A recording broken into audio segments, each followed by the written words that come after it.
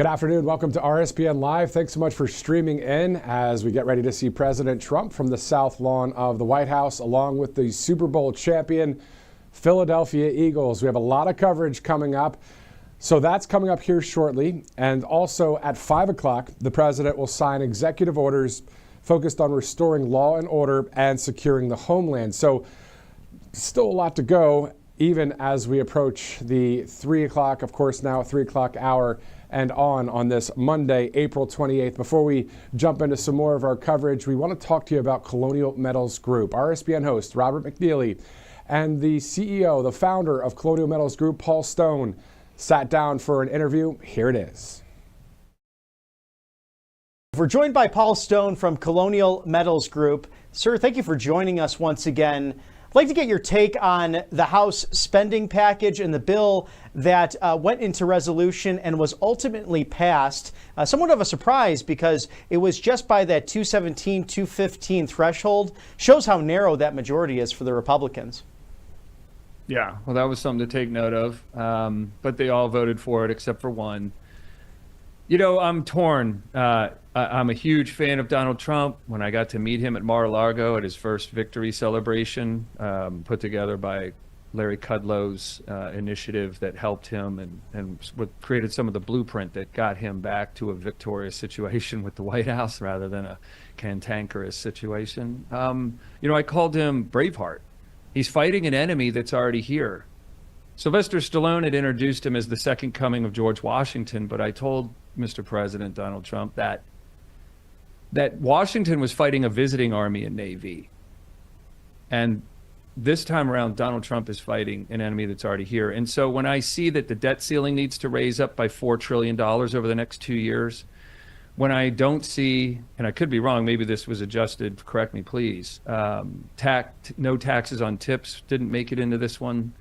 I think it would be a larger conversation to get no taxes on Social Security, didn't make it into this one. But, you know, whenever you're going to do tax cuts, all you're really saying is the government's going to go without money it got from you. And that's a great thing fundamentally, because we want a government that has to come to us and discuss big topics, right? They can't just print money. But if these days they're not getting money that they're used to getting, they're just going to print that money. And that's why the debt ceiling has to continue to raise up. So to me, and I'll end with this on response to your question, for someone who's just going to the ground with this, taking a farmer's approach, like just the plainest approach you could take to the economic numbers and the government and the economy and wages and inflation and the cost of commodities, just the simplest approach. If they are going to continue to print money, then they haven't cut any spending. They might be spending projectedly less than they had intended to before he came to town, but they're not cutting spending.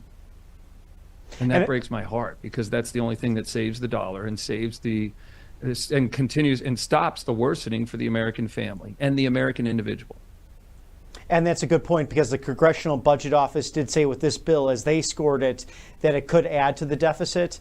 There is part of that reconciliation package did have the no tax on tips, at least a form of that. But this was something that, you know, took kind of the last minute to get the whipped votes together in order for passage. So we'll see ultimately how President Trump addresses this when it gets to his desk. What do you think of his plans regarding the Trump Gold Card? So it's with Howard Lutnick at Commerce to re-envision the EB-5 visa, where these green cards and these worker cards would be basically sold at a price. They could be say that you have all these countries purchasing them with how they want to propose it. It could be up to $50 trillion for the United States, according to the administration. Then in turn, we have roughly a $36 trillion debt or so. How realistic do you think that could come about in the next few months or a couple of years from now?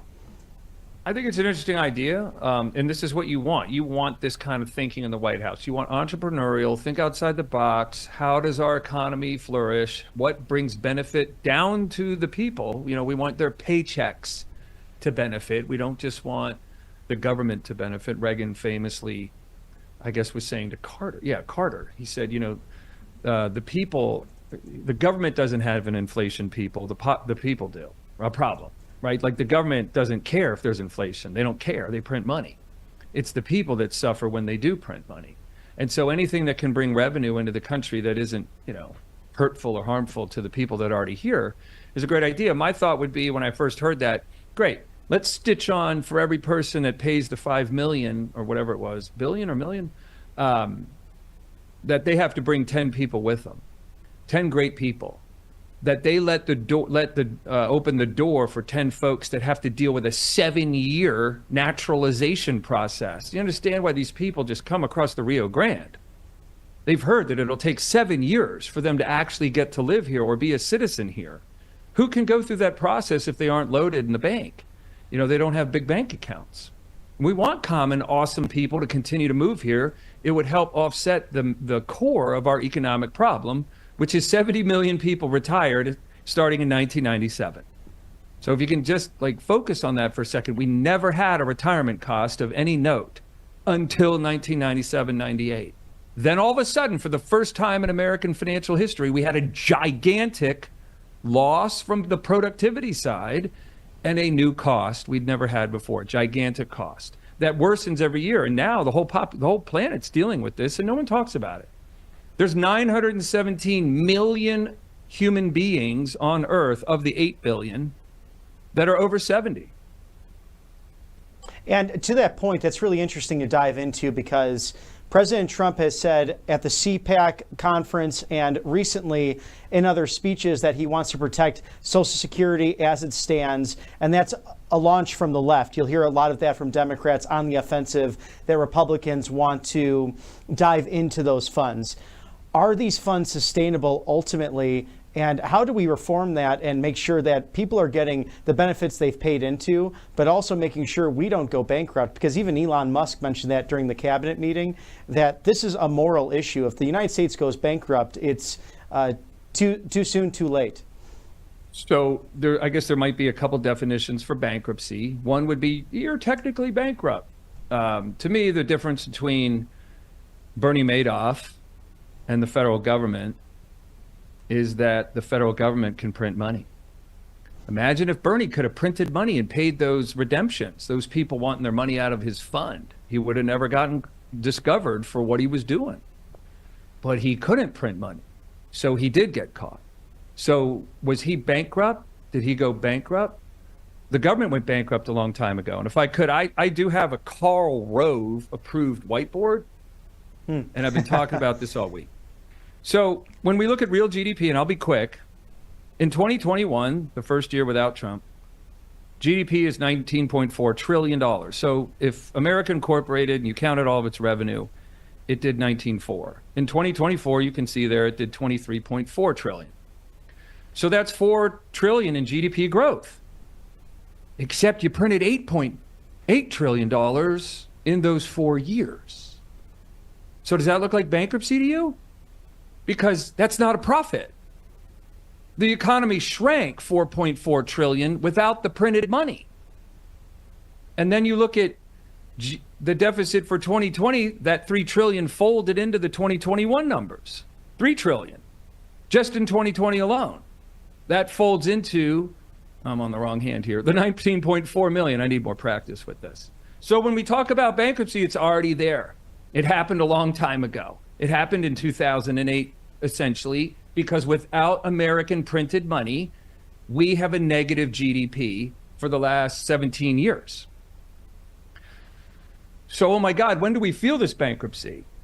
When the ability to print money, when money has no more potency left in it, it's worth 2.7 cents today, the dollar. So when that potency reaches some mathematical place of half a penny, a tenth of a penny, maybe 1 penny, we don't know how long this actually lasts. And I know no one's talking about it. And you're sitting there going, how does Paul talk about this stuff like it's important when no one else who is important is talking about it? Because I don't think they're aware of it. I really don't think they're aware of it. I know Warren Buffett is saying, just keep saving $200 a month from every paycheck, and 40 years from now, you'll have a ton of money. I don't think so, because the dollar when he started doing that was worth 80 cents. And today it's worth 3. So that's the resource that allows us to communicate today, and me to put on a suit and talk and had a breakfast and a lunch today. Without the printed money, you don't have any of this. You have Bernie Madoff.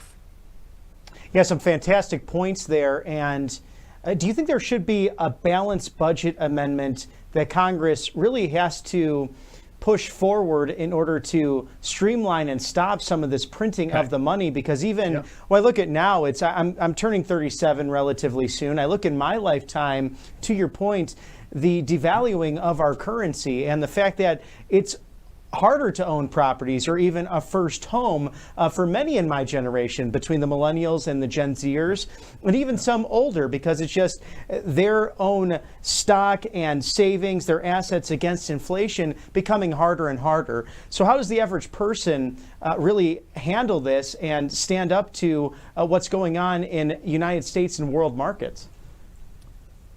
Offenses win when they go where the defense isn't. So if we're just going to sign up, your demographic, your age group, your generation.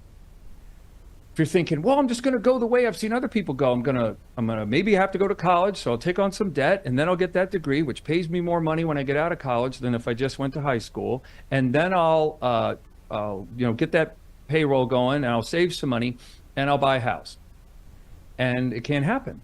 Because as the government prints, young man, it causes the cost to go higher every year. It's the government that prints the money because it doesn't have the money to pay for Social Security, Medicaid, and Medicare, all retiree-born costs. It doesn't have the money to pay those bills. And no one there is strong enough, long time ago, to say, hey, we need quality people to come here. When Social Security was created, there were 44 workers for a retiree. Today, there's 3. The government let all that slip. The government let all of that never get spoken about or worked on as a problem.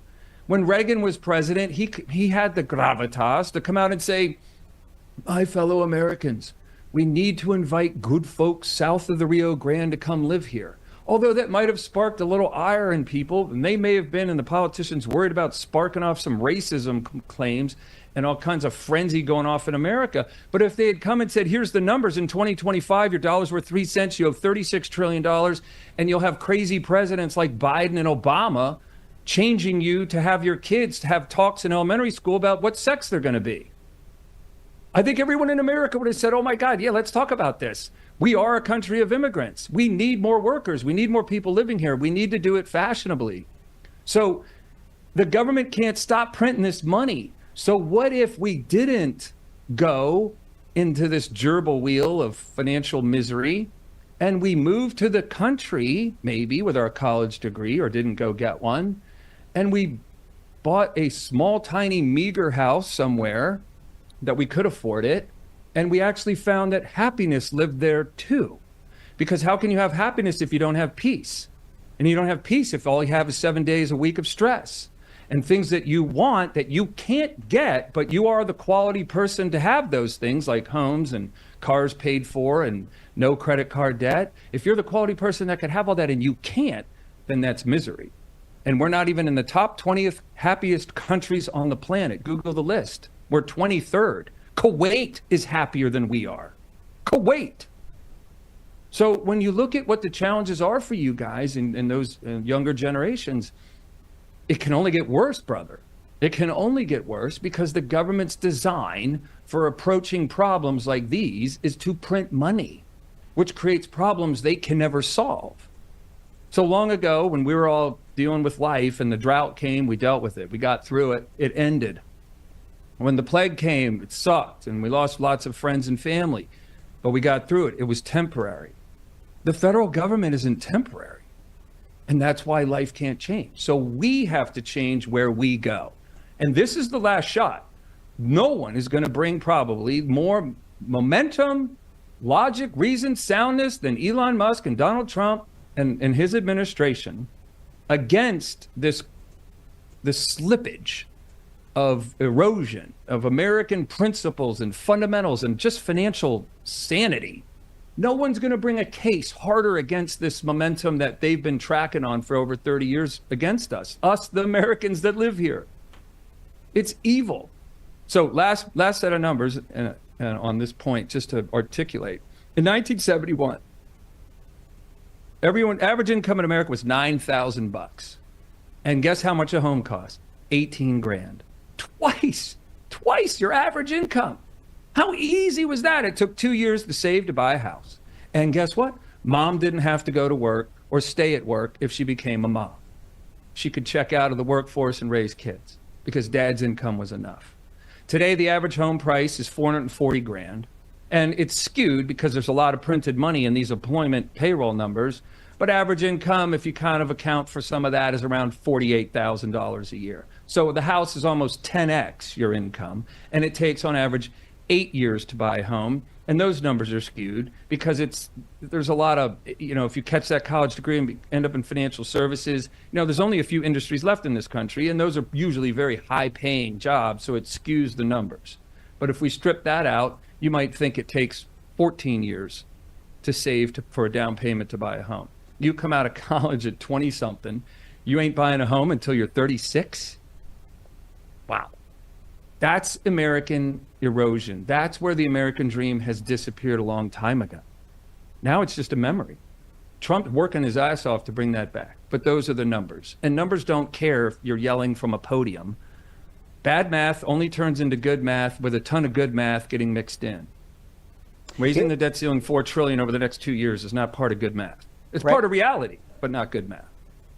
Oh, no question about that. The numbers don't lie. And it's affecting every other area of life. I mean, we have people getting married later, a population decrease, especially in certain demographics. And really, you only have people, I think maybe Tucker Carlson, Rand Paul, perhaps Dennis Kucinich, Mike Lee, that come to mind instantly, who are really talking about how the debt is detrimental to the future of the culture and society as a whole. And as you mentioned, thank God for President Trump, thank God for Elon Musk, who are addressing it on top of all the other issues that they're facing between Doge, facing with the multitude of executive orders, and then further legislation as well, roughly within give or take 40 days in office. Now, it's just breaking news as we're talking now, but you might have caught the meeting with President Trump, President Zelensky of Ukraine, and then that press conference that did not happen. The bilateral meeting looks like it failed, at least temporarily, and Mr. Zelensky left the White House. Apparently, he was speaking to President Trump, wanting to stay for that, but sparks flew in the Oval Office, and rightfully so, as this was not going to be an easy discussion. How does the talk of gold and silver and precious commodities come into play in a situation like this for any given, individual in the United States? Gold was $300 an ounce when the baby boomers started retiring at the turn of the century, and it's tapping on $3,000 an ounce today. So what does that say? That's just a measurement of the erosion. It continues to worsen with worldwide instability as governments everywhere struggle, fail. They fail at working with their people and their businesses and their economies to produce enough revenue to cover the costs of the country, because the whole world owes $303 trillion to itself. And so when we look at more specifically to Zelensky's behavior, he should have, his first step ought to have been, we are so grateful that we don't have to have a Russian flag flying over our capital today, and it's because of Europe and the Americans. And we'd really like this war to end and the slaughter of our brave men and women to stop. And we'd like to rebuild our apartment buildings and our power plants and our roads and stuff, schools and hospitals. Instead, he's kind of just acting like he's got it going on. He doesn't really need it. I mean, I understand Putin's the stronger, person in the room than Zelensky, right? So you gotta, I can see that Trump, perhaps, I'm just suspecting, is paying a little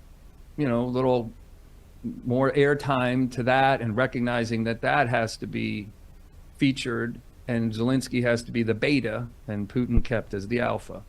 And he's not liking that, but that's not going to go well.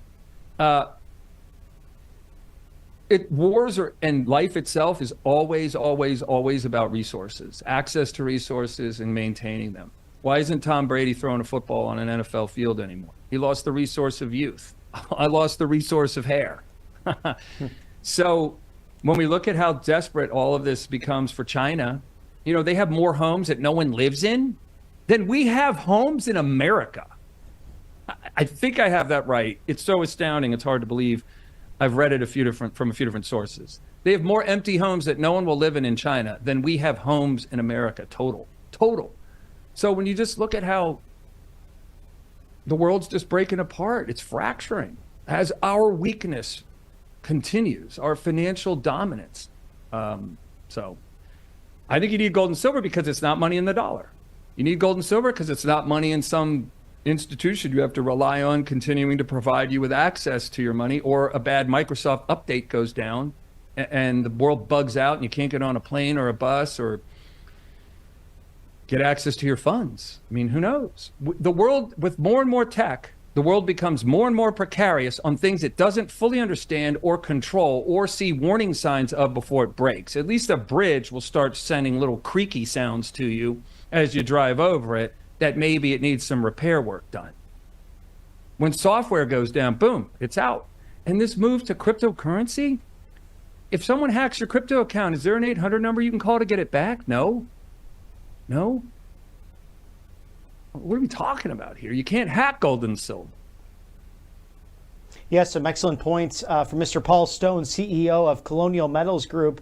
And the proof is in the pudding. Since 1971, if you get the free gold guide, you can get that at freegoldguide.com/RSBN. It shows you how gold has gone up over 7,000% since the end of the gold standard by the Nixon administration in 1971 until just last year. It's never dipped down significantly. It's only been an upward trend. So thank you for the common sense points, and we look forward to having you back on Right Side Broadcasting Network live very soon. Thank you to Mr. Paul Stone. Thank you for having me. You guys are doing incredible work. God bless you all, and I appreciate your courage and all your hard work. Likewise, sir. God bless you. Thank you. Thank you. All right, a great interview there with Paul Stone of Colonial Metals Group. We are live here at RSBN Live. I'm Matthew Alvarez. Thanks so much for streaming in as we get ready to see the Super Bowl champion Philadelphia Eagles, of course, and President Trump on the south lawn of the White House. So looking forward to that coverage coming up. Also at around 5 o'clock, President Trump will be signing executive orders at that time. So a lot of coverage coming up here on Right Side, and including tomorrow, the rally day in America in Michigan for President Trump's 100th day in office of the second administration. Technically, that's on Wednesday, which will have some coverage as well from the White House, a special report after interviewing a number of White House officials. That'll air on Wednesday. But tomorrow, we'll have Rally Day in America. RSBN host Megan Kohler and Robert McNeely will be live in Michigan. Looking forward to seeing that coverage right here on Right Side Broadcasting Network. I believe we may have one of the President Trump's senior advisors, a White House Deputy Chief of Staff Stephen Miller, speaking outside the White House. As soon as I hear that we can go to that, we'll go to that live. Okay, let's go to it right now. And physically arrest them and deport them, which of course we will still do.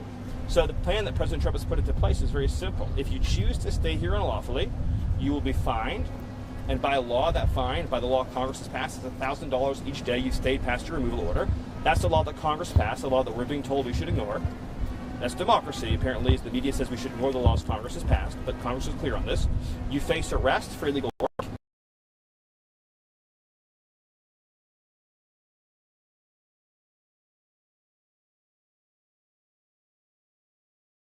You also face deportation at time and place of our choosing, including the total confiscation and forfeiture of all of your assets and income. Or you can choose to book a free flight and get a check and go home on your own terms, with your possessions, very happily, and live your life in your home country. I have time for 2 more questions. How much of this? Yes. Are you frustrated or mad at the Supreme Court for keeping the TDA deportation stay in effect? Well, the FBI released an assessment, as I'm sure you've seen, that not only is Nicaragua acting as an arm of the Maduro regime, but they're actively planning assassination plots on U.S. soil. This is horrifying and it's harrowing. This is a foreign terrorist organization operating in the direction and control of an adversarial foreign regime.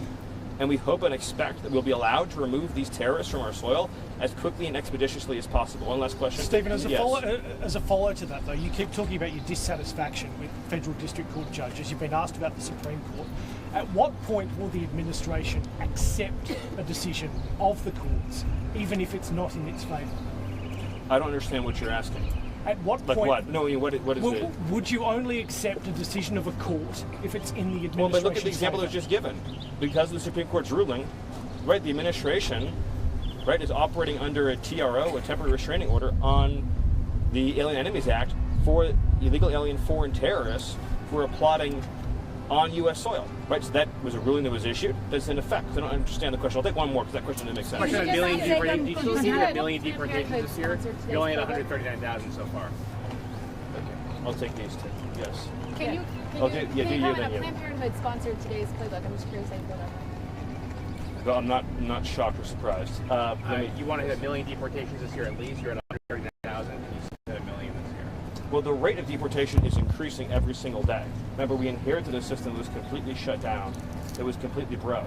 And now President Trump is working with the overwhelming backing and support of the American public to get that system operating at full speed and efficiency. And once we clear away some of these rogue district court injunctions, we'll be able to operate with an even greater degree of force and speed. And so I think we will vastly exceed that number, in addition to all of the self-deportations that are occurring and will continue to occur. And once we're able to begin applying these increasingly significant consequences financially and criminally for illegal aliens who choose to remain, we will see even faster and quicker voluntary departures from the United States.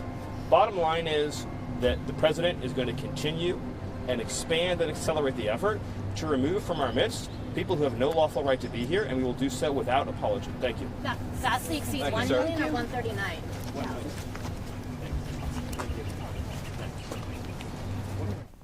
Okay, there you go. Moments ago, the White House Deputy Chief of Staff, Stephen Miller, speaking about criminal illegal aliens. And it's obviously a very historic time in our country, even to the point that earlier, Carolyn Levitt, actually before the first press conference of the day with Border Czar Tom Homan, which happened at 8:30 this morning, she posted a video on X. It's all making it's trending all over the place at this point. And what it is posters along the north lawn of the White House of people that have been arrested and deported, criminal illegal aliens. And the interesting thing is that the lamestream media decided to cover for these criminals by censoring the following video you're about to see. They blurred out all the photos. Not going to fly with the White House, not going to fly with us. Let's take a look at that video from Carolyn Levitt.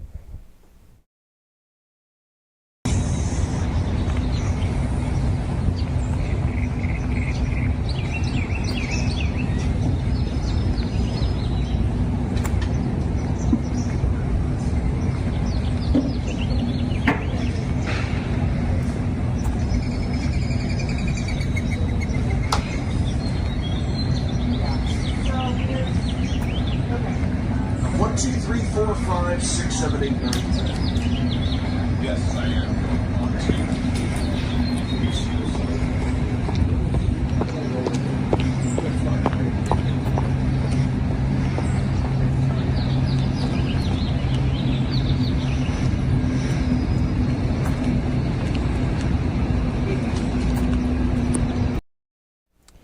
So there you go. I mean, the photo is right there for you to see.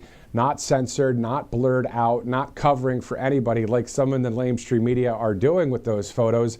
That happened just this morning. If you missed any of the press briefing, the first one that happened today, I'll tell you about the second one in just a second.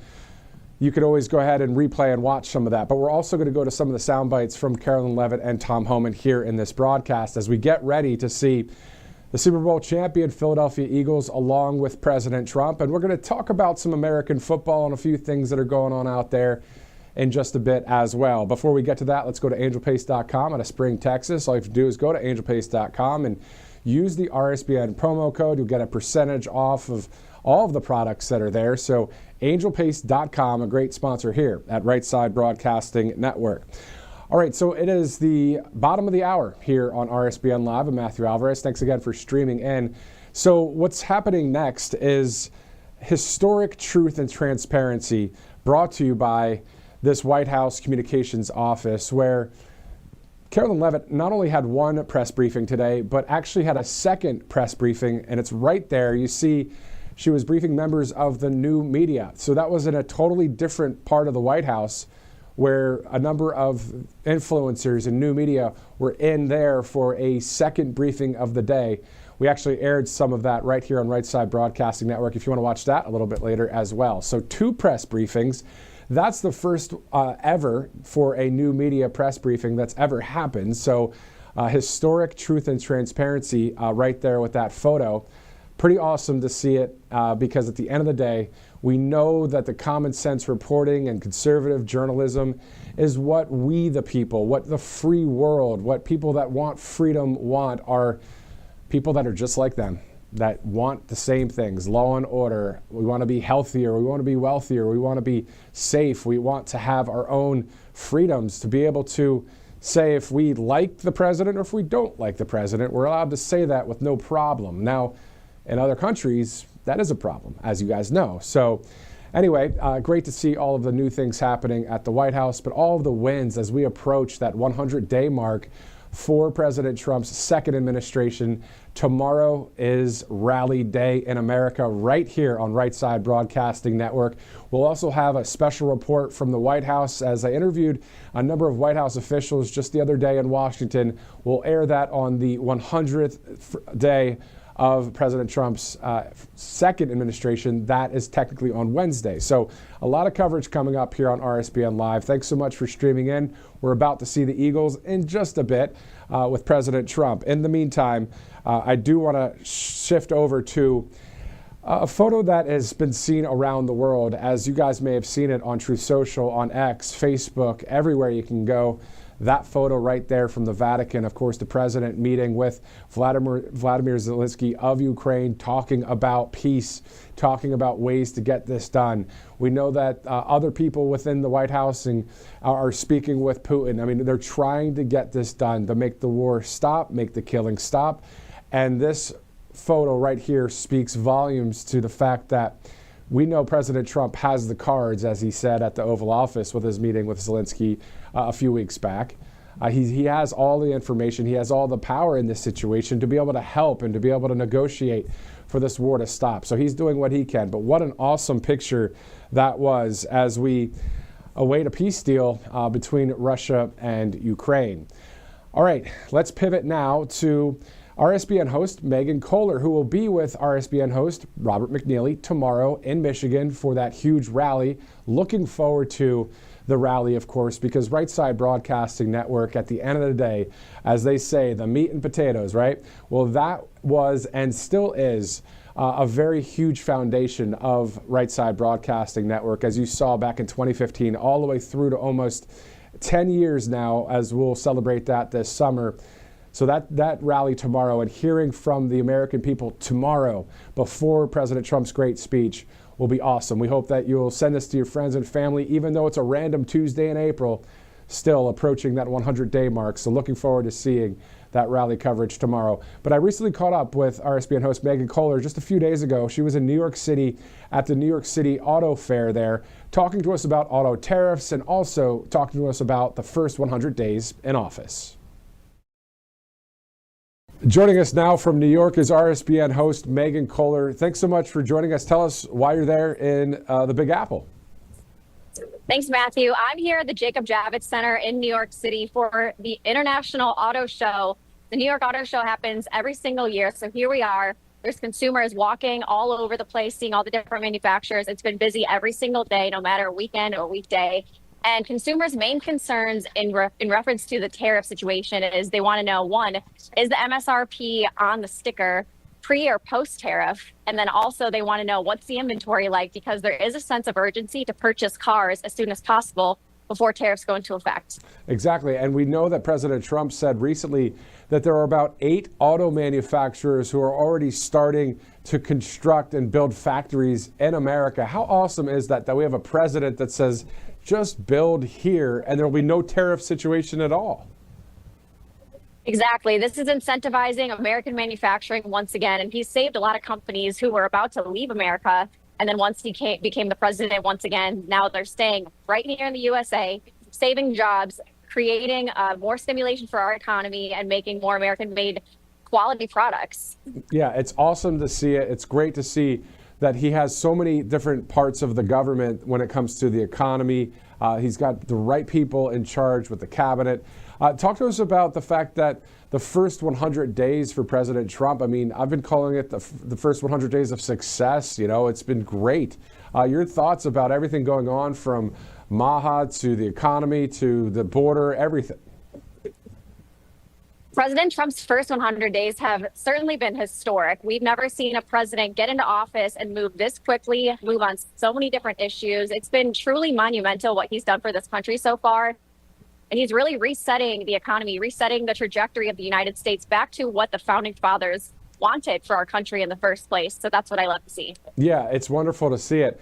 And then, so yeah, just 100 days in, can you believe the amount of things that we've seen from President Trump with the executive orders, the pedal to the metal, the Trump speed that we've been seeing, comparing it to AutoPen, Joe Biden, as Robert McNeely likes to call him, AutoPen, and all these other presidents in the past? It seems as if President Trump in those 100 days has done more than 4 years and 8 years of other presidents' terms.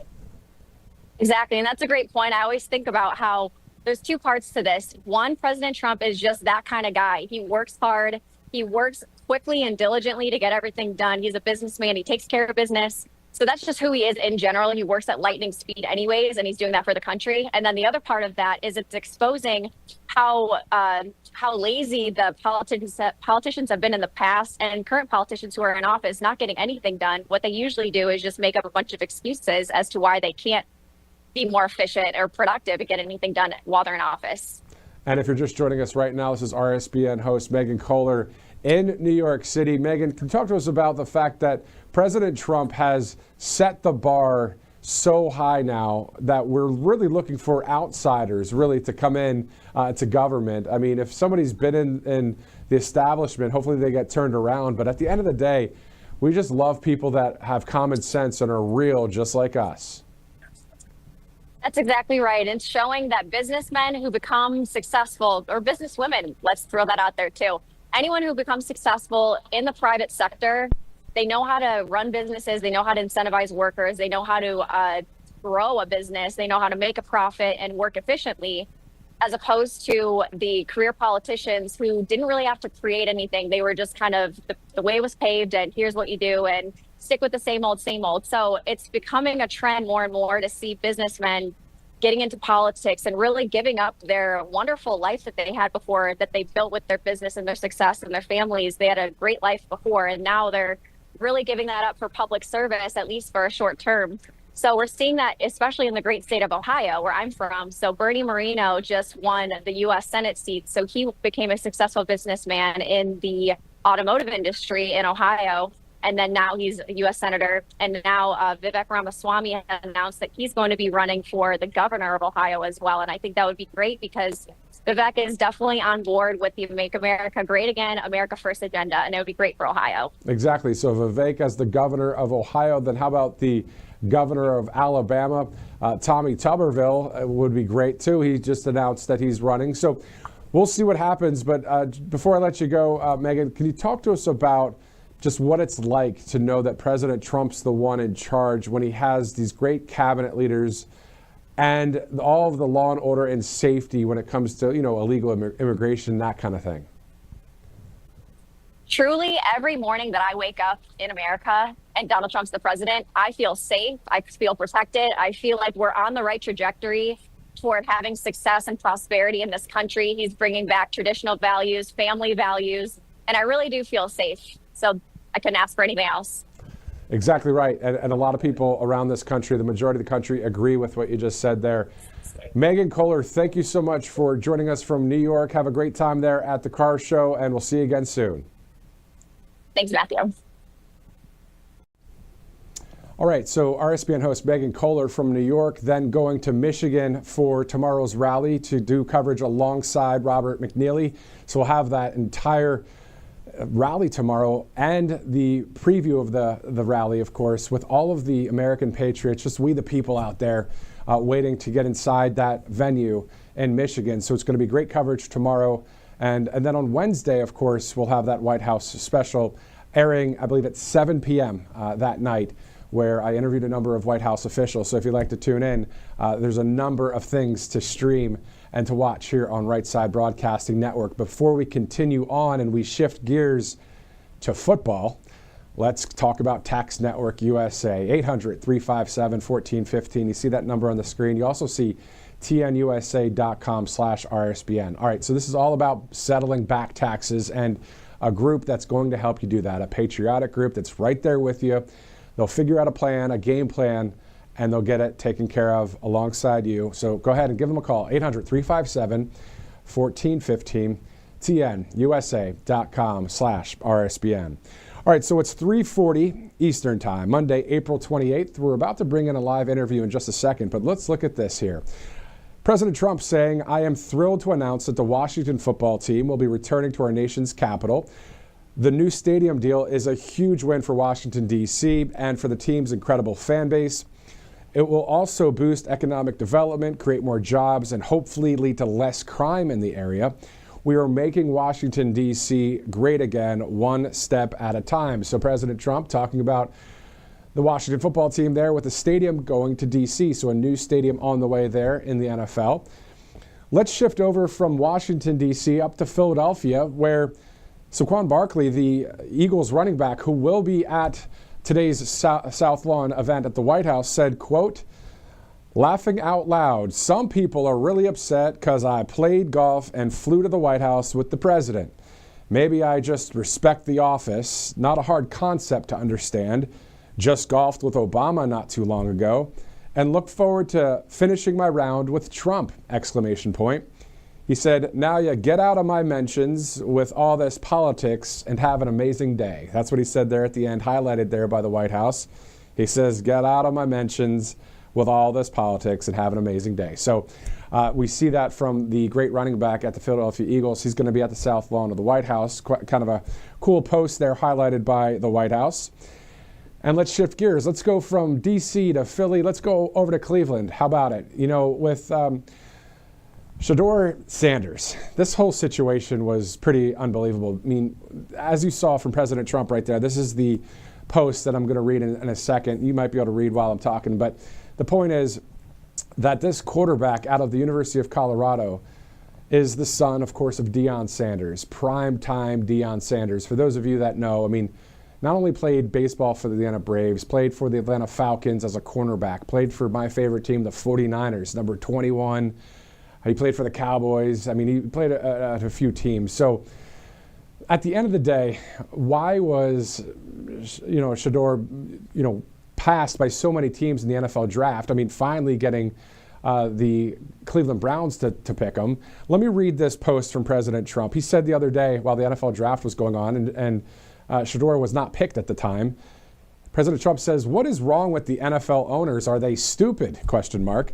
Deion Sanders was a great college football player and was even greater in the NFL.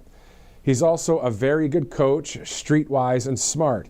Therefore, Shedeur, his quarterback's son, has phenomenal genes and is all set for greatness. He should be, quote unquote, picked immediately by a team that wants to win. Good luck, Shedeur, and say hello to your wonderful father. So President Trump talking about Deion Sanders and his son, Shedeur. And Deion also has another son, Shiloh Sanders, who got picked up by the Buccaneers. So all of this to say, I'm about to introduce you to somebody, Mike Weinstein. He's the founder of Zybex Sports, actually has worked with Shiloh Sanders and has spoken to Shedeur Sanders as well. So Mike, first of all, can you explain to this audience as we get ready for the Eagles to show up there with the president, what is Zybex Sports and what's your connection with the Sanders family? You bet. So Zybex Sports, we test athletes. We've been rebranding the combine to make it the standardized athlete test, or the SAT. And we're most known by what we've done at the NFL scouting combine for the last 14 years. So if you ever watch the 40-yard dash, and if you're watching it on TV, the NFL Network, that clock you see running on your screen comes from my computer. And we've been timing every athlete at the NFL Scouting Combine now for the last 14 years. So athletes that really want to know how they compare and where they would stack up at the NFL Combine, yeah, use our stuff or get a hold of us and find out, how they stack up and what they need to work on. And that's what we did with Shiloh. That's awesome. So talk to us about Shiloh on the field, off the field, his brother Shador, who you also met as well, and the overall situation that both of the Sanders are now at the Browns and the Bucks. Uh-huh. Well, in Shiloh's circumstance, he wasn't invited to the NFL Combine. The NFL Combine only invites like the top 300 athletes, and he wasn't one of them. But what he used every tool he could to make sure that he was going to get the respect that he needs on the NFL draft circuit. So he said, if I can't go to the Combine, I'm going to have the Combine come to me. And so we went and worked with Shiloh, earlier in this year. And we baseline tested him in his 40 and his 5.10.5 and all the other drills that he was going to be measured with, and really made recommendations as to if he's at the NFL Combine, this is where he'd stack up. And he took that information and used it, and he worked really hard. And every week, we would come back and kind of retest him and show his progress to that end game. And he wanted to be as fast as Jimmy Horn, one of his teammates there at CU. And he got close, but he uses data to show that he was on the track to make that happen.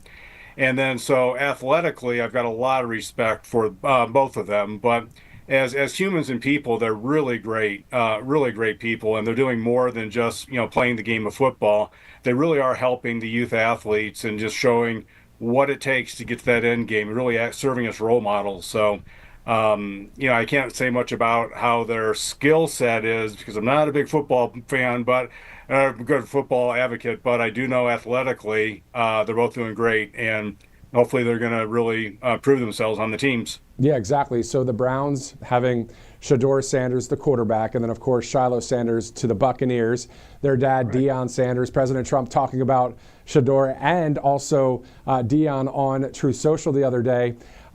Your thoughts about the Philadelphia Eagles being there with President Trump on the South Lawn today, and I believe that you personally also support President Donald Trump as well.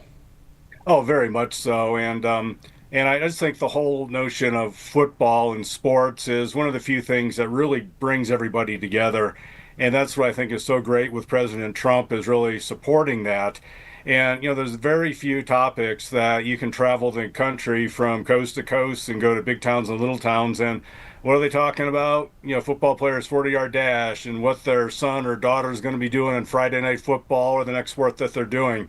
And I think, putting politics aside to some respect, but one thing that really does connect this country and America in particular is sports, and football in particular. And having President Trump really showing his support for that, I think really does connect a lot of people to the issues, and then finally, get them on that path there. Exactly. That's what Shiloh did, is use the numbers to get his path to the end game. And whatever tool you got, you use it. And I think Trump, honestly does like football and sports, but he's using this tool to connect with the people. Exactly. It's great to see it, and it's great to have that involvement with politics and sports and just having a good time in this country. Right. I want to talk to you about something that I know we had a bit of a pre-interview before this live interview. And one thing I didn't bring up was the fact that, Deion Sanders, Shiloh Sanders, Shador Sanders are very outspoken about their Christian faith. And, right. I'm wondering, I'm not trying to connect the dots too much, but I kind of am. Here we go. So Tim Tebow back in the day, he was very outspoken, right? And you saw what happened to him for doing that. Uh-huh. Do you think in any way, shape, and form that this whole draft situation where they just kept passing them along is because they don't want to deal with somebody that is so outspoken about their faith? I know it might be a stretch, and I don't usually go to that extent to stretch something, but to connect it, do you have any thoughts on this is something that might be happening from the NFL against Shador Sanders at all? I think when teams are really picking their players, they're making a big investment in that player, and being able to win games and prove themselves on the field is really, really important. That's, the most important thing, but all the other things really add up. And I think it's kind of a risk reward that some of the teams were playing the game with there to find out who is going to get them the most fans.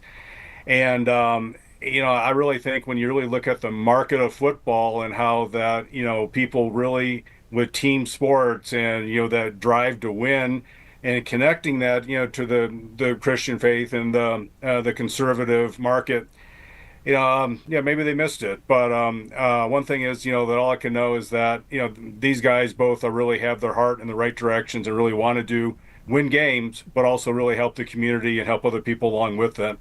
Exactly. Sir, again, thank you for joining us from Zybex Sports. Mike Weinstein, the founder of Zybex Sports. I have a quick question for you at the end here. Have you ever run the 40-yard dash, and how fast did you run it? I have so many times. Every time we set up at the NFL Scouting Combine, I probably run it at least 200 times. But the best I've ever done is around 6.5 seconds. Really? I was trying to beat Rich Eisen one year, and I'm not even close. Rich Eisen wins every time. But people don't quite appreciate how fast 6 seconds is. People really don't appreciate how fast 5 seconds is. And even like what Shiloh and Shador were doing, running in the 4.5s, how fast and elite that is. There are very, very few people that can actually do that. And unfortunately, I'm not one of them. Yeah, exactly. And I think Deion Sanders, I don't know if he ran a 4.40 or what, but man, it's quick stuff. I actually ran a 40 back in the day. I played quarterback in college and high school. And I'll tell you what, I'm slow as molasses. I think it was at one of the camps they said it was a 4.9. I don't think so. It was probably more like a 5.51.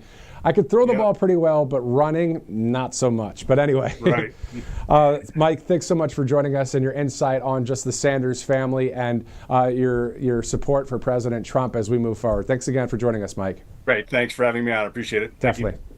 Bye.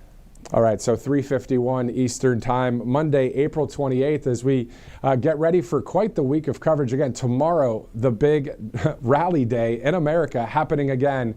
We get used to, back in the day in the campaign trail on Saturdays, Sundays, a random Thursday, seeing, thousands and thousands and thousands of supporters of President Trump.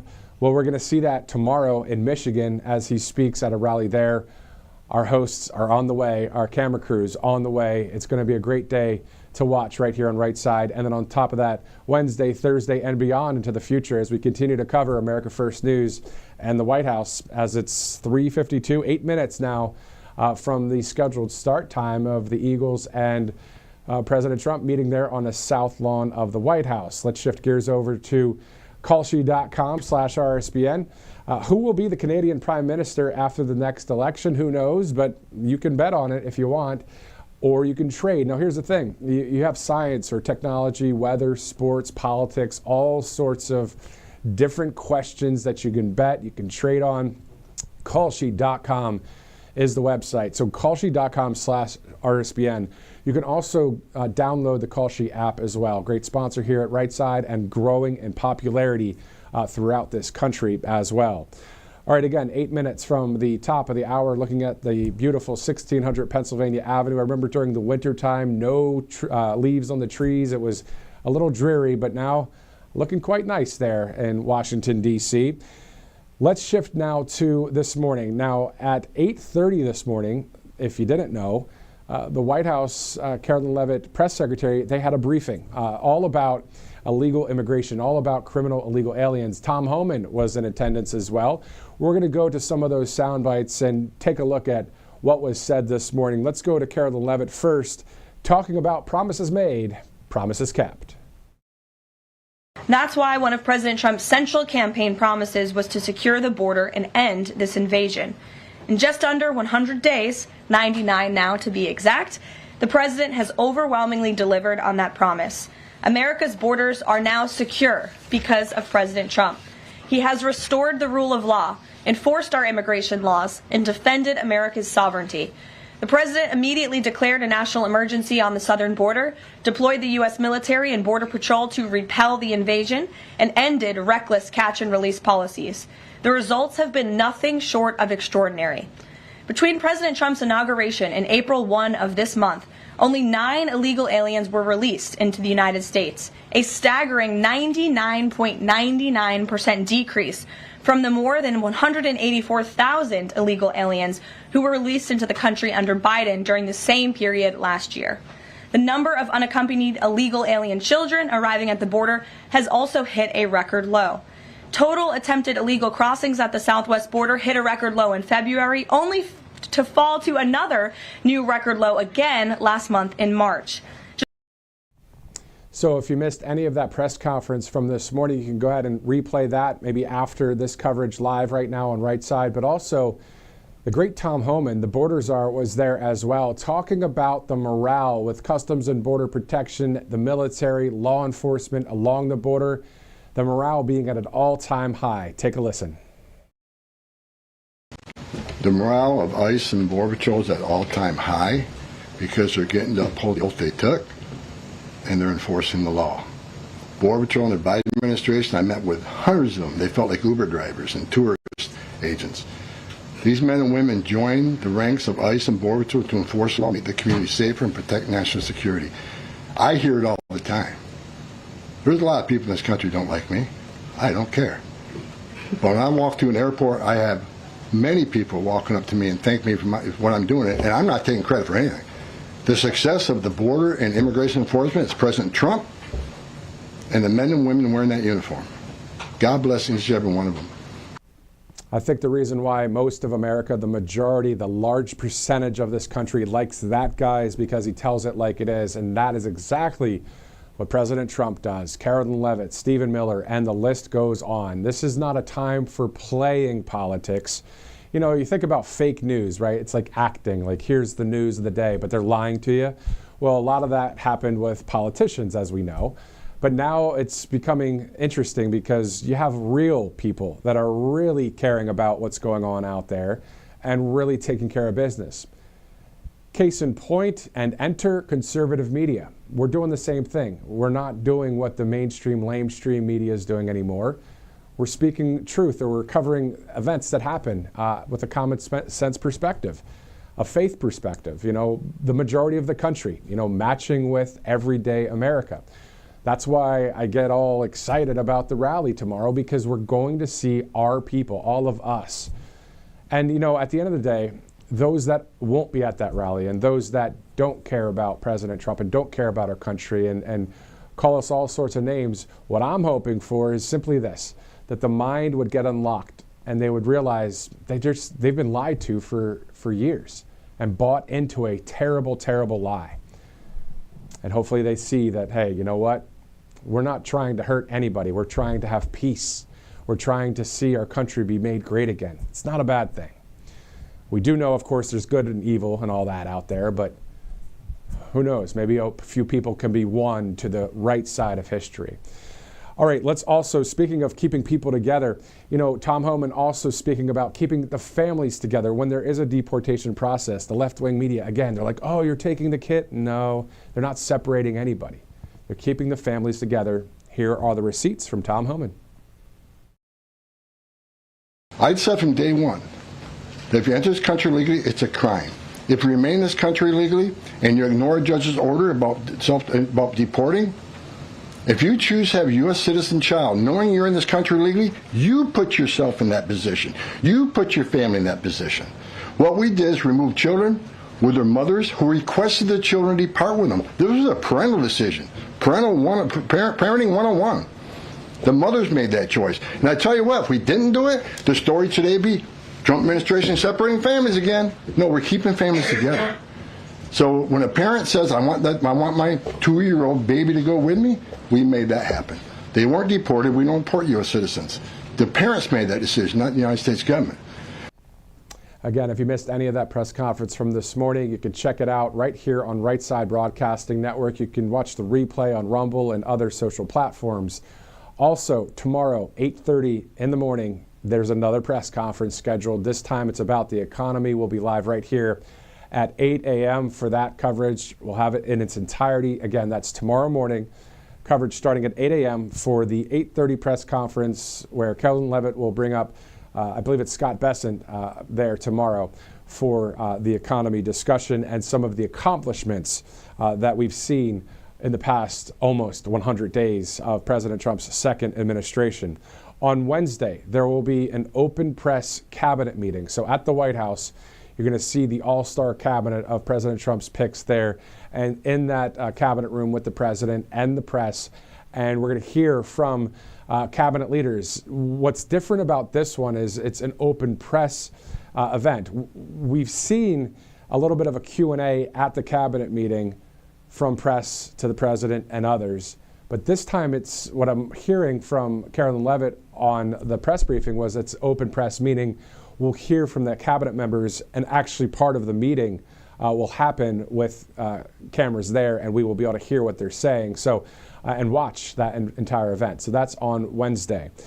On Thursday, President Trump will be in the great state of Alabama. He'll be at the University of Alabama in Tuscaloosa. He'll be delivering a commencement address. You'll see that right here on Right Side Broadcasting Network. And then if you fast forward a little bit later in the month, May 13th through the 16th, the president will be in the Middle East. He'll be in Saudi Arabia, Qatar, and the United Arab Emirates. You can see all of that coverage right here as well. So let's shift over to some sponsors. We'll continue our coverage as it's 4 o'clock, top of the hour. Again, I'm Matthew Alvarez. Thanks again for streaming in. Getting ready for Rally Day tomorrow, and also our first 100 days in office coverage from the White House after we interviewed a number of White House officials just the other day in D.C. So let's go to Colonial Metals Group. freegoldguide.com/RSBN. You see that QR code right there on your screen. Also, if you go to freegoldguide.com/RSBN, you'll get that gold guide right there mailed to you in your mailbox at your house. So if you want to do that, just go to freegoldguide.com/RSBN. All about gold and silver being a backup to maybe some of your retirement or your savings and all that. So you can learn all about it with Colonial Metals Group. If you didn't catch the top of the broadcast, RSBN host Robert McNeely actually interviewed Paul Stone.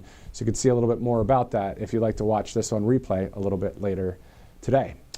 All right, let's look at the White House again. Let's see if we're going to get that live feed from the south lawn of the White House. It'd be great to see it as the Eagles are on their way. The Philadelphia Eagles having their celebration there at the south lawn of the White House. It'd be great to see President Trump and hear what he has to say today on this Monday, April 28th. Let's talk about this week as well. President Trump on Truth Social specifically saying, this is a crucial week to work on the one big, beautiful bill, he says, which will contain massive tax cuts, strong border security measures, major military advancements, dramatic deregulation, powerful spending reforms, and more. So it is much more important that everyone stay in Washington this week. In context, he's talking about the Michigan delegation because he was saying on Truth Social that a lot of people from Michigan want to go to the rally tomorrow. He's saying, no, stay in Washington, take care of business there, as he will, talk about his accomplishments and have that rally, which is important. President Trump saying it is much more important that everyone stay in Washington this week to work hard and fast on all of it. It must be done, that big, beautiful bill he's referring to. We will unleash economic prosperity and accelerate into the golden age of America. You will be missed, but your work is far too important to take any time off. Thank you for your attention to this matter. Make America great again. So President Trump posting that on Truth Social. Speaking of Truth Social, after I saw that photo, and Director, can we pull up that photo again, the photo that's seen around the world where President Trump is seated there with Vladimir Zelensky at the Vatican. That's the photo that I'm sure all of you have seen. And after I saw that photo, and a lot of people were just like, man, this is really it right here. This guy is really trying to get this thing done. He's just speaking with Vladimir Zelensky in almost in an impromptu way as the Vatican provided those chairs and they sat right there. President Trump wanting this war to stop, and talk about being a peacemaker, talk about peace through strength and the negotiation skills of this president. So I saw that photo over the weekend and conducted a real quick Truth Social post on my account. And I said, Donald Trump deserves, and then you can multi-select the following things: the Nobel Peace Prize, his face added to Mount Rushmore. How about his face on a new bill, any increment you'd like, maybe a $200 bill, to have his face on that, with Mount Rushmore on the reverse side, with his face on that, of course. Dulles Airport, as you may have heard recently, to be renamed Donald J. Trump International Airport. a number of people selected all of those because at the end of the day, this is a historic president. We're in the middle of covering it and the middle of experiencing it. Even post-President Trump, he has really shown us so many things when it comes to what the fake news is all about. Conservative media wouldn't be where it is today without people like Rush Limbaugh, the great Rush Limbaugh, and President Donald Trump, and the many people that have been standing up for America. It's not just so-called MAGA. MAGA is the freedom movement, the conservative movement, the life, liberty, pursuit of happiness, government of, by, and for the people, all the basics of the Constitution. So anyway, it's just great to see all of those things. So again, his face added to Mount Rushmore. I know a lot of you want that to happen. As you see there, the camera is zooming in. This is going to be at the south lawn of the White House, where President Trump will be out there. And then the Philadelphia Eagles, maybe they're in the Oval Office right now getting a tour of that. But they will be, I believe, behind the president. Who knows? We'll see what happens here. I remember when the Ohio State Buckeyes were visiting the president after winning the national championship. The whole team had a nice tour of the Oval Office. So as soon as we see the president there, we will go there in its entirety live right here on Right Side Broadcasting Network. In the meantime, the White House press conference from 8:30 this morning. Again, if you missed any of that, we may be able to replay that depending on how late the event is. But you can also watch the replay a little bit later if you'd like. Speaking of press briefings, if you just joined us, Director, can we go to that photo of the second press briefing that happened for the new media? So earlier, just about 2 hours ago, maybe less at this point, Carolyn Levitt actually held a briefing for members of new media. That's a different background than the press briefing room in the White House. That is a different part of the White House. And that was the second press briefing of the day, but the first of its kind. So I put on Truth Social as well. It's historic truth and transparency right there with Carolyn Levitt and that press briefing. So quite awesome to see that. DC Drano and others were in that press briefing as we take a live look at various vantage points on the top left and bottom right of your screen. We're looking forward to seeing President Trump there with the Philadelphia Eagles. Those of you sports fans out there, I'm a big supporter now of Shedeur Sanders, the University of Colorado quarterback who is now at the Cleveland Browns, outspoken about his Christian faith, but also super talented, and the son of, Deion Sanders. What a great talent he is.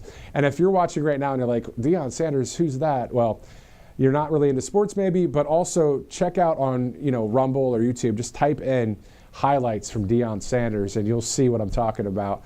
His kid, Shedeur, and his kid Shiloh, who's over at the Bucs now, the Tampa Bay Buccaneers. Looking forward to seeing both of those athletes do great things. I really like the state of Colorado because it's gorgeous, right? If you've never been there, what an absolutely beautiful state.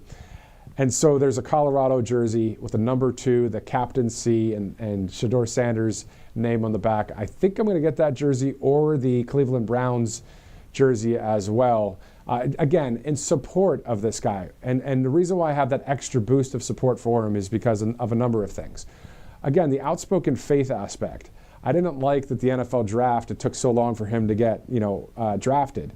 We did see President Trump speak about it on Truth Social, and then soon after, as you see there at the bottom, saying, what's wrong with the NFL owners? Why isn't this guy picked by anybody yet? I mean, it's interesting, just like the fake news can do, they can push down on truth and act like it's not a big deal when it's really a big deal. In some ways, I hope this isn't true about the American football anymore. In some ways, you remember Tim Tebow's situation? I hope that they're not kind of being like, Shedeur Sanders, he's, not that good. He's excellent. He's going to be, I hope he's going to be great. Now, if he doesn't do that great and it's not a great NFL career for him, whatever. But the point is, he's got the talent, and he was exciting to watch at the University of Colorado. And again, he's outspoken about his faith. And if this guy were to shoot up in the ranks as a great quarterback in the NFL and be speaking about God and Jesus like he does on his X account, there are some, maybe in some of these American football leagues, that might not like it as much. But anyway, All right, so we're going to see the Eagles here. Looking forward to seeing them alongside President Trump here. One more item about some of the lamestream news as we get ready to see the president. Recently, the Associated Press, the Washington Post, and ABC News put out a poll, 2 different polls, the AP and then also the ABC News Washington Post poll, 2 different links. They put them on the Drudge Report just yesterday or over the weekend. And I checked them out, and these polls are ridiculous because they're coming from fake news, outlets, saying things like the American people are not satisfied with President Trump's job performance as he approaches his 100-day, first 100-day in office mark. And what a crock, you know what I mean? It's such fake news. It's not true. We've seen great exploits, great things happening. President Trump actually said, we don't have a free and fair press. I think we actually have the Truth Social post for this. We don't have a free and fair press in this country anymore. We have a press that writes bad stories and cheats big on polls. It is compromised and corrupt. Sad. That's according to the president on Truth Social from earlier today. So he's speaking specifically, and there it is on the bottom left of your screen, talking about just that. These polls that I saw over the weekend, I couldn't believe it. I believe President Trump is referring to the same polls. Again, ABC News, Washington Post, AP, trying to sway the public opinion. But newsflash, it's not working because we, the people, the majority of the country, already know that y'all are fake news. There you go. All right, so free Trump book as well. If you want to go and get that, freetrumpbook.com. The U.S. Ambassador to Israel, Mike Huckabee, writing these books along with his staff. So just go to freetrumpbook.com. A lot of great articles or a lot of great books there with great headlines there. One of them is The Kid's Guide to President Trump, but there's many others as well. So go to freetrumpbook.com as we are 11 minutes after 4 o'clock here on RSBN Live. I'm Matthew Alvarez. Thanks again for streaming in. Looking like a beautiful day there in Washington, D.C. Looking forward to seeing the NFL Super Bowl champion, Philadelphia Eagles there. You can see somebody in the bottom of your screen there holding up some sort of Eagles, either jersey or shirt. So we'll see the president here shortly. As soon as we do, we'll go there live. All right, let's go over just a few programming notes again as we get ready for the president. So at 5 o'clock today, after this event, the president will be signing some executive orders. We're told that the executive orders will be focused on restoring law and order and securing the homeland. So that is, I believe, a closed press event in the Oval Office, meaning 9 times out of 10, if not 10 times out of 10, it's not live, it's recorded, so we'll be able to upload that on Rumble and our various social platforms. So that's at 5 o'clock today. Tomorrow at 8:30 in the morning, we have another press conference by Carolyn Levitt, who will be talking about the economy, the accomplishments there. And then later in the day, tomorrow, is Rally Day in Michigan. Let's go to President Trump, though, right now on RSBN Live.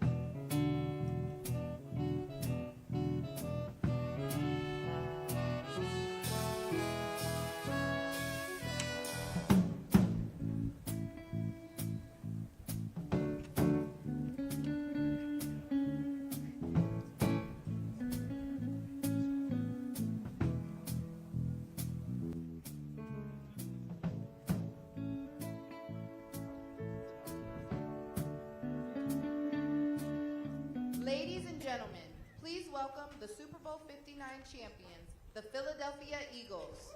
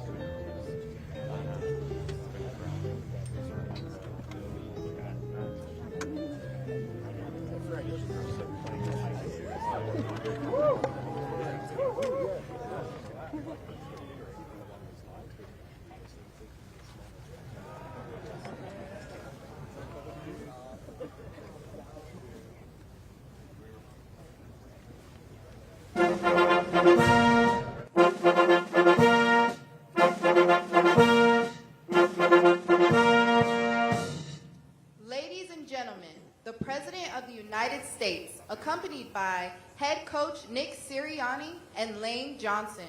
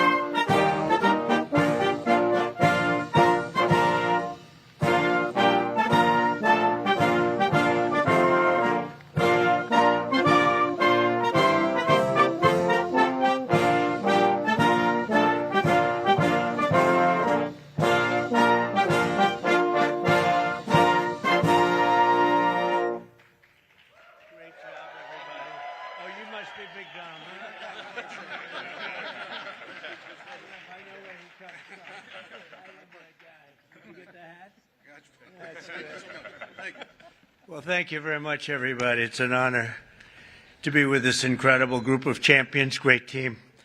And we're thrilled to welcome everyone to the White House, special place. and to celebrate the Super Bowl 59 champion, the Philadelphia Eagles.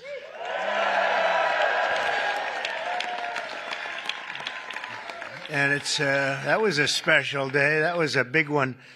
But the Eagles have turned out to be an incredible team, an incredible group with a fantastic coach and coaches.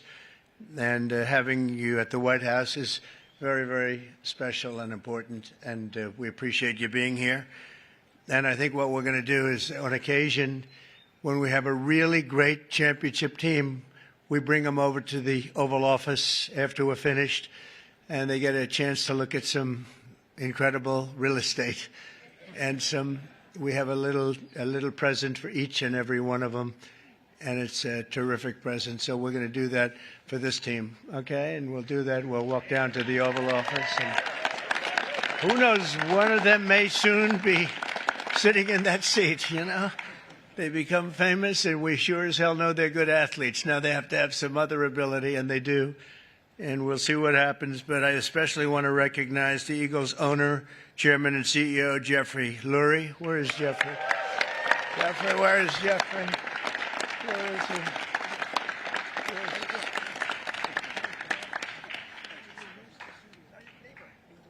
That's right. He's my neighbor, right? And he's a good neighbor, as well as your general manager, Howie Roseman. Howie?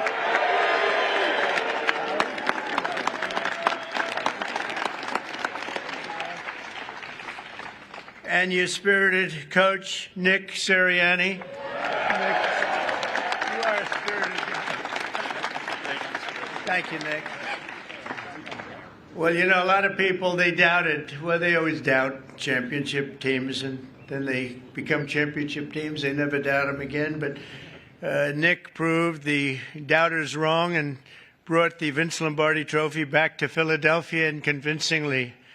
We also have to recognize the Eagles' head of security. You know, this is a guy, they say he loves Trump. This is a guy, and I had Saquon give him a big, beautiful hat last night because I've been hearing about this guy. He likes Trump. His name is Dominic DeSandro, Big Dom, and he's sort of a legend. Come here, Dom, come here. Say a few words, Dom. I hear this guy's just, come here. I'd just like to say thank you. We're honored to be here. Thank you, President Trump, and that's it. Go Birds. Thank you, guys. My pleasure. Thank you. He's a big part of the team, that's what I hear. But I want to thank also some incredible talent and representatives for our country. Pam Bondi is here. She's doing such a good job on television this morning, too, Pam. She's incredible. Lori Chavez DeRima, Secretary of Labor. Scott Turner, HUD. Hello, Scott. You're doing good. I want to thank you all for being here. Senator Dave McCormick. David, thank you. Good. Come on up here, David. Come on. Representatives Rob Bresnahan, Brian Fitzpatrick, Ryan McKenzie, Dan Muser, Burgess Owens, Lloyd Smucker, G.T. Thompson, and Jeff Van Drew. And we have a lot of other congressmen here, but I have no idea who they are because I can't see you and all these people. But I apologize. See, they'll never speak to me again. They'll be angry, but I just don't know who you might be right now. As well as Pennsylvania Attorney General Dave Sunday. Thank you, Dave. Good job, Dave. And Treasurer Stacey Garrity. Thank you very much. Thank you, Stacey. We have a lot of great politicians out there. For Eagles fans, the road to this day has been long, but the journey has been well worth it. I would say, Jeffrey, that was a great journey for you, huh? It was great for you and for everybody else. And look at the size of this guy. This guy's... You know, when we walked up, I said, you just stay here a little bit. I'll walk up in front of you because I didn't want to get anywhere near the size of you. and the greatness as a player, too, I can tell you. 2 years ago, the Eagles came incredibly close to football immortality in Super Bowl 57. You remember that game. But after a hard-fought game, you suffered a really heartbreaking loss to the Kansas City Chiefs by just 3 points. It looked like you had the game. This past year, the Eagles were determined to get it back, and get it back they did.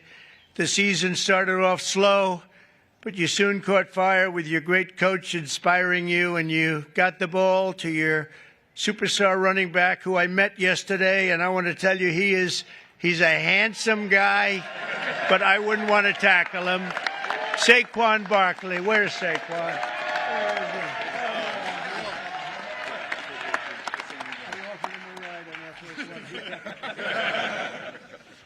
He's great. I got to know him a little bit. I offered him a ride on Air Force One because I was coming down.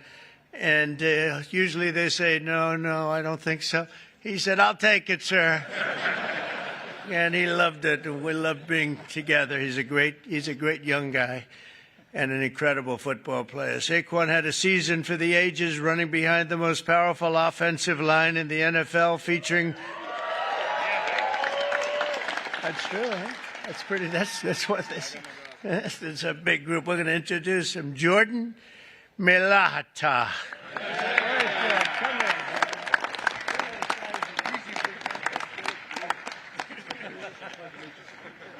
Thank you, Jordan. These are big people. Landon Dickerson.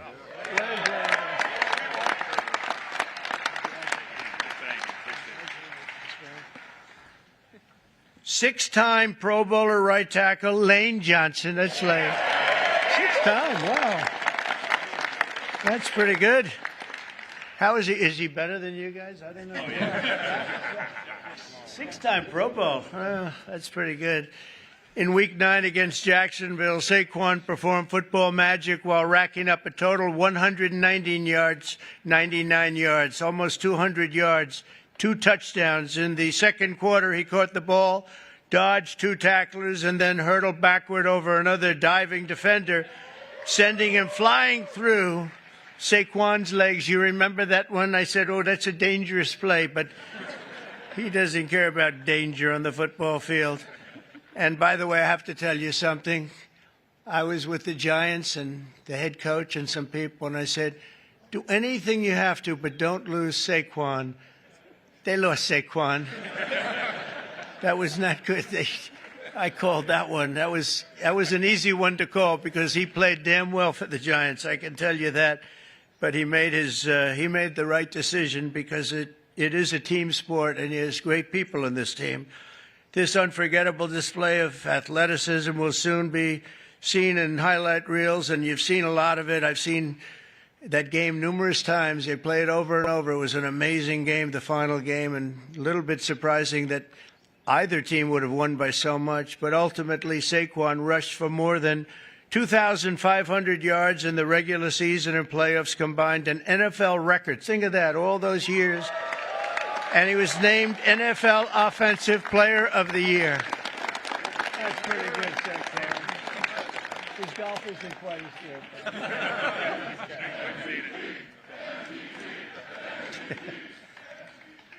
So I want to congratulate him. What a guy.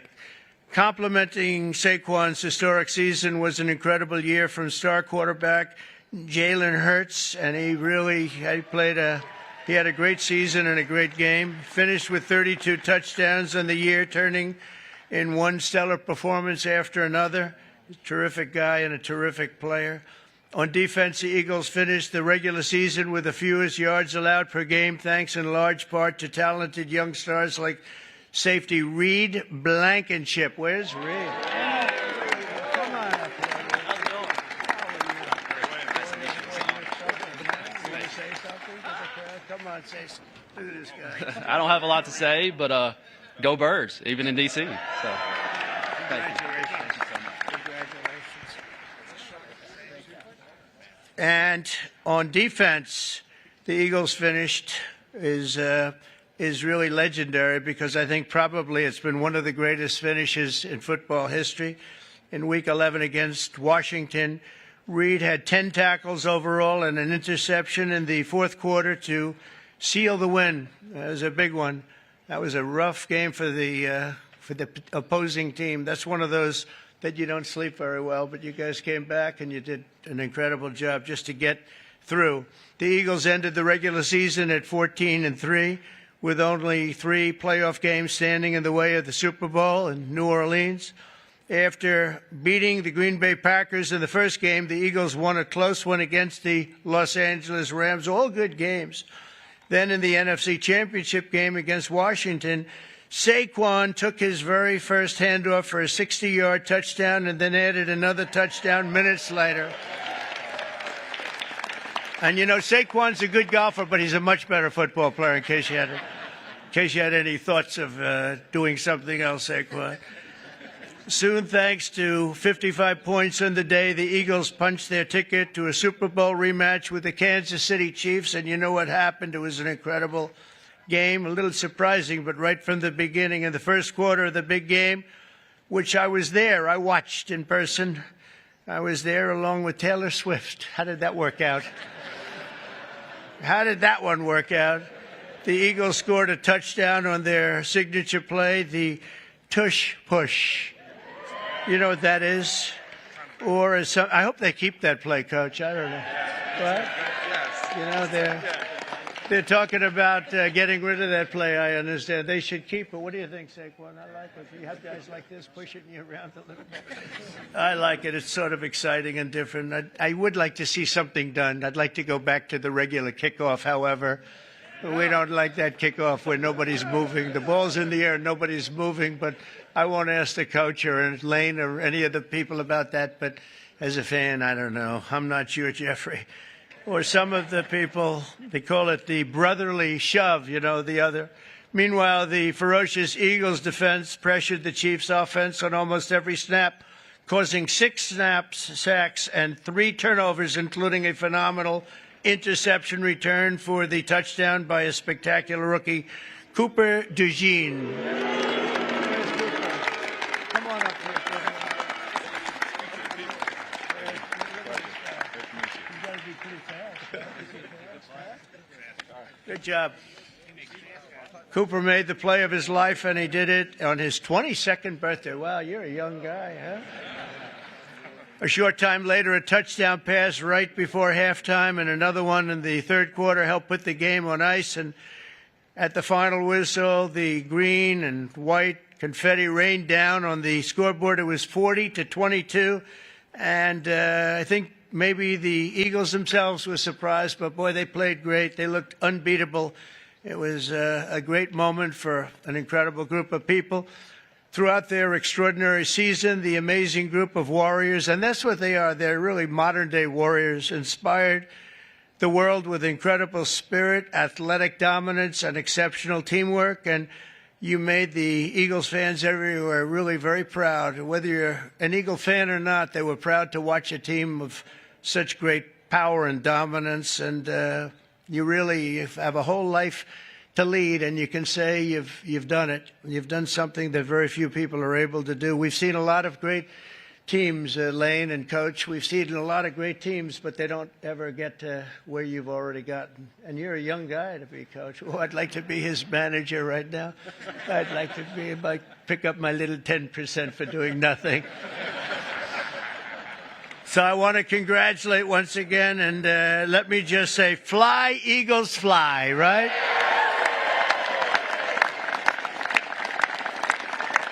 And with that, I want to bring up one of the great offensive linemen, really of all time. When you're a 6-time All-Pro, that's really something. And Lane Johnson, come up and say a few words. Congratulations. You're really something special. Thank you.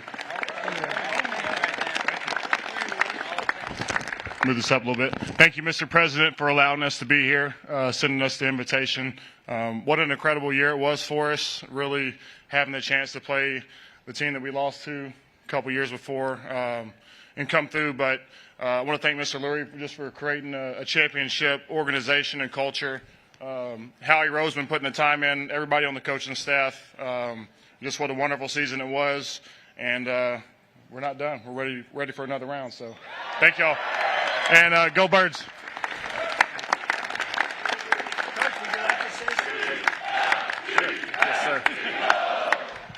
Yeah, thank you, Mr. President, for having us here. We also appreciate the endorsement for the tush push. We really appreciate that. And go Birds.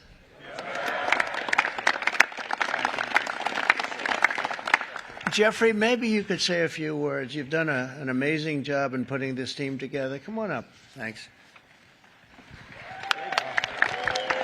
Thanks, Mr. President. You know, it's truly an honor to be here. I remember as a little boy the championship teams that came to the White House, and I never dreamed we'd be able to, you know, have a team and be as good as this. And this was a dominant team with incredible culture, everything we all believe in as the best human values: selflessness, humility, teamwork, talent, discipline, everything that we all strive for, this team incorporated. So thank you for the hospitality today, and go Birds.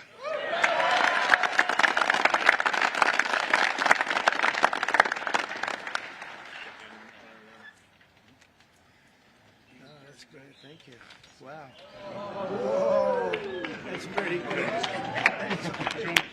That's pretty good. Thank you, Coach.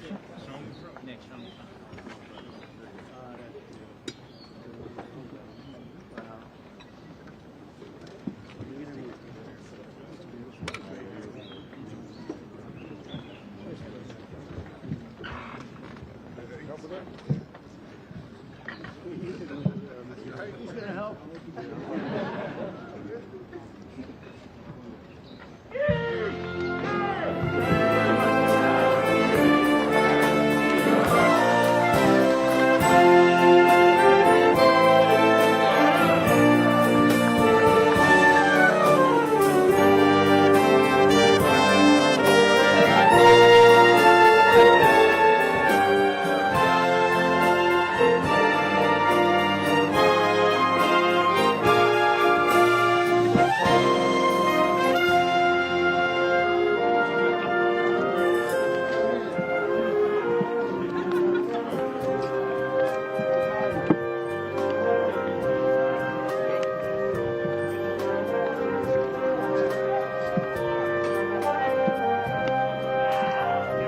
Ladies and gentlemen, please remain in your seats until all stage participants have departed.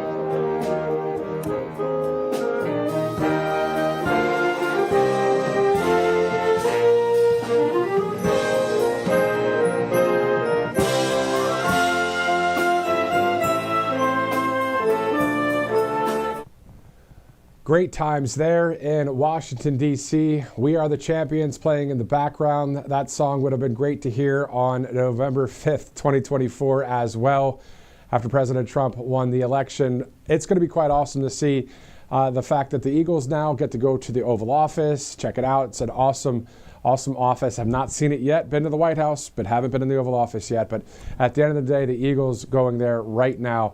And I was wondering, you know, he received an Ohio State Buckeye football helmet. He's received hockey sticks from the Florida Panthers, all the jerseys, the Eagles helmet. Where in the world does he put it all? Well, anyway, thanks so much for streaming in with us. A few programming notes for you. A lot of live coverage coming up right here on Right Side Broadcasting Network. So for the remainder of today, if there's any breaking news, we'll have it here for you on the channel. You could also follow us on Truth Social and X, and go to our website, download our app if you'd like. But tomorrow, quite the day.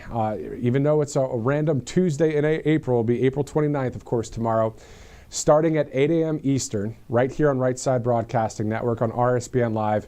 We will be live to cover the press conference that will happen at the White House press briefing room.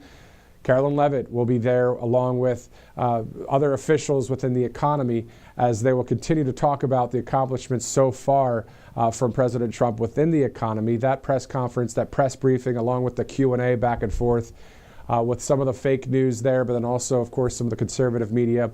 We'll have that here in its entirety. So that's at 8 tomorrow morning. Then at 11 a.m. tomorrow afternoon or tomorrow morning, we will have Rally Day in America, Michigan. President Trump heading there, of course, for that rally speech later in the evening. But as you guys have grown accustomed to over the years, seeing us outside of the venues interviewing all of us, right? We the people, everyday America. So tomorrow we're going to have that opportunity. RSBN hosts Robert McNeely and Megan Kohler are on their way to Michigan, along with two of our great photographers here at Right Side, to cover the pre-show event or the preview event there. And then, of course, President Trump's speech in its entirety. So 2 events tomorrow, one at 8 a.m. right here for the press conference from the White House, and then at 11 a.m. that all-day coverage leading right up to President Trump's rally in Michigan. So we're looking forward to seeing that. We'll see you tomorrow for it.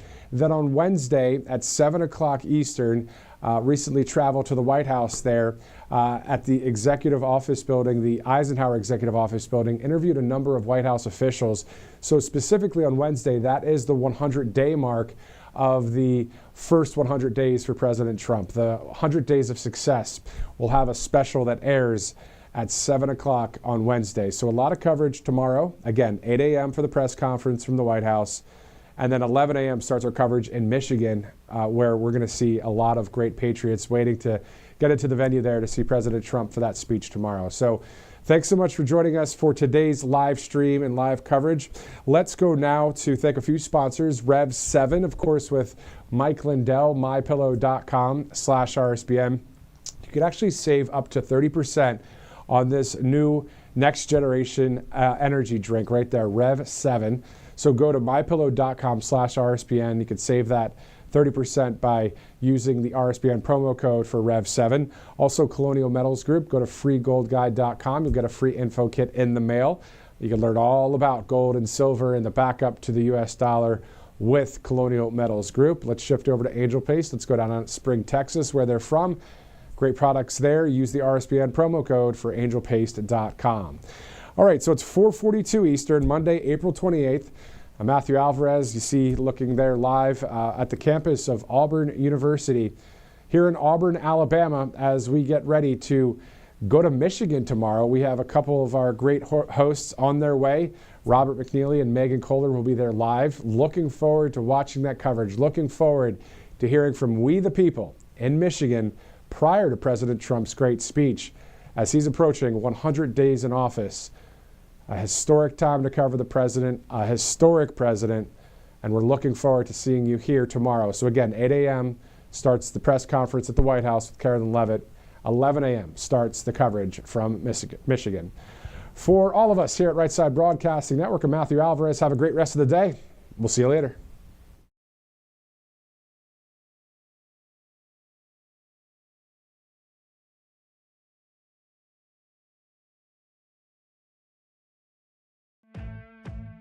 Welcome to Right Side Broadcasting Network, your trusted conservative news outlet. At RSBN, we deliver the truth when the mainstream media falls short. Since 2015, we've proudly broadcasted every single one of President Trump's iconic MAGA rallies, bringing you the excitement and energy live before anyone else. By watching RSBN, you get an unfiltered front row view of the action on the ground.